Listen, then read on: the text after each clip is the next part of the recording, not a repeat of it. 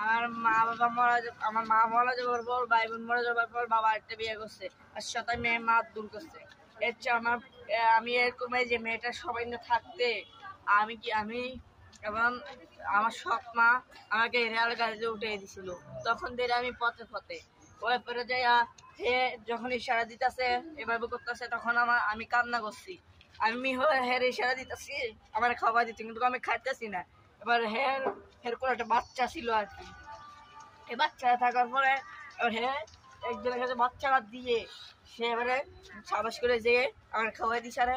তখন আমার এইটা সমস্যাটা হয়ে গেছে এই হেরে পেয়ে ভালো হয়ে গেছে নাকি? বলছি সমস্যা ভালো হয়ে গেছে কিন্তু আর কি ছিল আমি বলছি হে আমার মা আমি এর সাথে চলে যাব। হে আমার মা হে আমার সব। হে মরে গেলে আমি গলা ধরে রাখাতে বাধ্য হবো। হে যদি কোনো অ্যাক্সিডেন্ট করে তাহলে আমি আগে যেয়ে আমি আমার মাকে বাঁচাবো। আর হে যদি কোনো ক্ষতি হয়ে কেউ যদি এর কোনো ক্ষতি করতে চায় আমি এটা করতে দিব না। আর আমার ভাই আমার বোনের যদি কেউ ক্ষতি করতে চায় সে ক্ষতি করতে আমি দিব না। আমার ভাইয়ের যদি কোনো কিছু হয়েও যা কেউ যদি আমার ভাইকে কোনো কিছু করে ফেলে আমি পুলিশের কাছে যাই আমার ভাই যার নামে আমি মামলা করব। কারণ আমার ভাই বোন হলো আসল। কি বলে আপনার সাথে যেতে চায় কি করবে? নিয়ে যাবো জানি যাবে